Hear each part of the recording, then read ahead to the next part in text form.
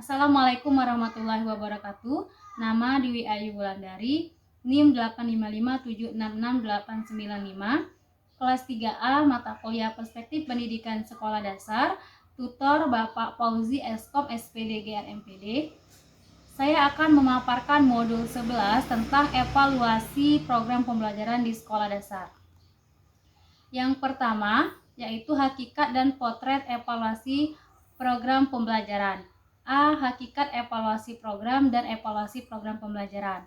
Evaluasi program adalah pendekatan formal yang digunakan untuk menilai kebijakan, pekerjaan atau suatu program tertentu.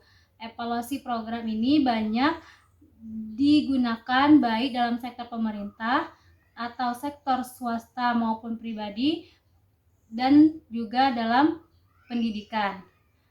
Kemudian model evaluasi pembelajaran yang sering digunakan yaitu model CIP atau singkatan dari konteks, input, proses, dan produk. Yang pertama yaitu konteks. Konteks terkait dengan lingkungan tempat program beroperasi. Yang kedua yaitu input terkait dengan masukan yang berperan dalam program tersebut. Yang ketiga yaitu proses, di mana terkait dengan pelaksanaan program, dan yang terakhir yaitu produk, terkait produk yang dihasilkan dari program yang telah dilaksanakan tersebut. Kemudian ada tujuan evaluasi program pembelajaran. Tujuan evaluasi program pembelajaran ini ada dua. Yang pertama tujuan umum, yaitu untuk kualitas program pembelajaran di sekolah, termasuk untuk mengkaji kekuatan dan kelemahannya.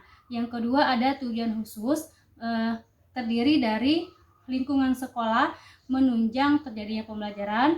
Yang kedua yaitu rencana pembelajaran dibuat guru dapat dilaksanakan. Yang ketiga siswa terlibat aktif dalam pembelajaran. Yang keempat guru menunjukkan semangat dalam pembelajaran. Yang kelima penilaian proses pembelajaran dilakukan secara sistematis. Dan yang keenam yaitu hasil belajar siswa memenuhi harapan guru. B. Potret evaluasi pembelajaran di sekolah dasar. Potret pembelajaran di sekolah dasar seperti yang kita ketahui masih remang-remang. Memang di tingkat kelas dapat diketahui bahwa dalam rencana pembelajaran evaluasi program sudah direncanakan, namun pelaksanaannya masih menjadi tanda tanya. Sedangkan di tingkat sekolah evaluasi program dilakukan melalui rapat guru minimal pada tiap akhir semester. Namun evaluasi program ini yang dilakukan secara formal oleh suatu tim dengan melibatkan komite sekolah masih belum banyak ditemukan di sekolah-sekolah sampai saat ini. Selanjutnya kegiatan belajar 2 yaitu mengenai langkah-langkah dan tindak lanjut evaluasi program pembelajaran. Yang pertama, A. Langkah-langkah evaluasi program pembelajaran di SD. Langkah-langkahnya terdiri dari 3. Yang pertama yaitu kapan evaluasi program dilaksanakan atau dilakukan. Nah, evaluasi program dapat dilakukan secara periodik atau jika muncul kebutuhan untuk melakukannya. Misalnya di tingkat kelas, evaluasi program pembelajaran dapat dilakukan setelah atau pada akhir pembelajaran. Nah, sedangkan di tingkat sekolah dapat dilakukan pada akhir tahun ajaran atau dilakukan jika ada kebutuhan khusus untuk melakukan evaluasi program pembelajaran tersebut. Yang kedua yaitu bagaimana cara melakukan evaluasi program pembelajaran. Evaluasi program pembelajaran dilakukan secara sistematis dengan mengikuti langkah-langkah tertentu sesuai dengan lampiran Peraturan Pemerintah Nomor 20 Tahun 2007 tentang Standar Penilaian Pendidikan yang mencantumkan bahwa penilaian hasil belajar oleh pendidik dilakukan secara berkesinambungan, bertujuan untuk memantau proses dan kemajuan belajar peserta didik serta untuk meningkatkan keefektifitasan kegiatan belajar. Yang ketiga yaitu evaluasi program pembelajaran oleh sekolah.